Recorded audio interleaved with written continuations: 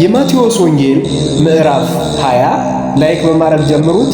መንግሥተ ሰማያት ለወይኑ ቦታ ሰራተኞችን ሊቀጥር ማልዶ የወጣ ባለቤት ሰውን ትመስላለች።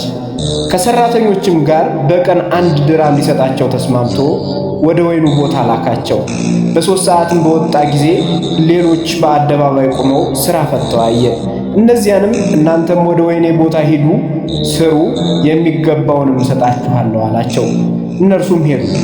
ዳግመኛም በ6 እና በ9 ሰዓት ወጥቶ እንዲሁ አደረገ። 11 ሰዓትም ወጥቶ ሌሎች ቆመው አገኘ። ቀኑን ሁሉ ሥራ ፈታችሁ ለምን በዚህ ቆማችኋል አላቸው። እነርሱም የሚቀጥረን ስላጣን ነው አሉት። እርሱም እናንተ ወደ ወይኔ ቦታ ሂዱ፣ የሚገባውንም እሰጣችኋለሁ አላቸው። በመሸም ጊዜ የወይኑ ባለቤት ሹሙን እንዲህ አለው፣ ሰራተኞቹን ጠርተህ አስቀድመህ ከኋለኞቹ ጀምረህ እስከ ፊተኞቹ ድረስ ደመወዛቸውን ስጣቸው። በ11 ሰዓት የተቀጠሩትም መጡና እያንዳንዳቸው 1 ዲናር ተቀበሉ።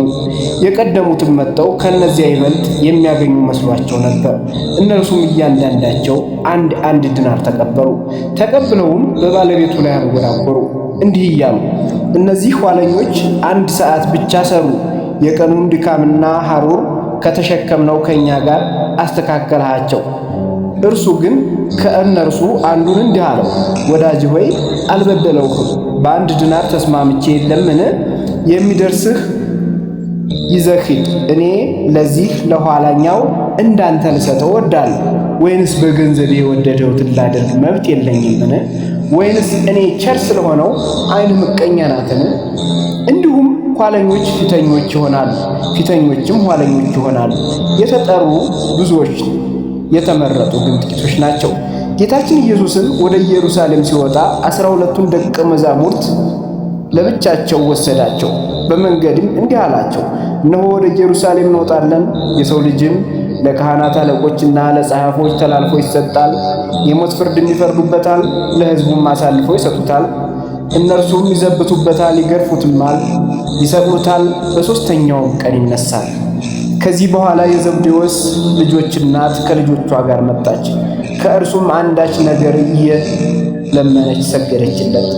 እርሱም ምን ትፈልጊያለሽ አላት። እርሷም እነዚህ 2 ልጆቼ በመንግሥትህ አንዱን በቀኝህ አንዱን ደግሞ በግራህ እንዲቀመጡ አድርግልኝ አለችው። ጌታችን ኢየሱስም መልሶ የምትለምኑትን አታውቁም። እኔ የምጠጣውን ጽዋ መጠጣት ትችላላችሁን? እኔስ የምጠመቀውን ጥምቀት ትጠመቃላችሁን? አላቸው። እነርሱም አዎን እንችላለን አሉት።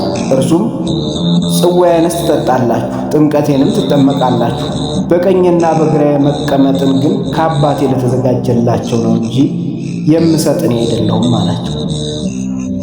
10ሩም ሰምተው በ2 ወንድማማቾች ላይ አዘኑ። ጌታችን ኢየሱስም ጠርቶ እንዲህ አላቸው፣ አሕዛብን መኳንንቶቻቸው እንዲገዟቸው ታላላቆቻቸውም እንዲሰለጥኑባቸው አታውቁምን?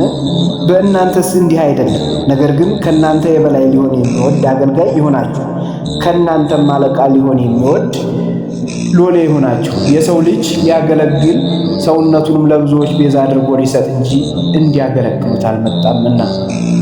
ከኢያሪኮም በወጣ ጊዜ ብዙ ሰዎች ተከተሉት። እነሆ 2 ዕውራን በመንገድ አጠገብ ተቀምጠው ነበር። ጌታችን ኢየሱስም ሲያልፍ ሰምተው አቤቱ የዳዊት ልጅ ሆይ ይቅር በለን እያሉ ጮኹ። ሕዝቡም ግን ዝም እንዲሉ ይቆጧቸው ነበር። እርሱ ግን አቤቱ የዳዊት ልጅ ማረን እያሉ አብዝተው ጮኹ። ጌታችን ኢየሱስ ቆሞ ጠራቸውና ምን ላድርግላችሁ ትወዳላችሁ አላቸው። እነርሱም አቤቱ ዓይኖቻችን እንዲከፈቱ ነው አሉት። ጌታችን ኢየሱስም አዘነላቸው፣ ዓይኖቻቸውን እንዳሰሳቸው፣ ወዲያውኑ አዩና ተከተሉት። የዛሬው ክፍል በዚህ ተጠናቋል። በቀጣይ ክፍል እስከምንገናኝ ድረስ ቸር ሰንብቱ፣ ቸር ቆዩ።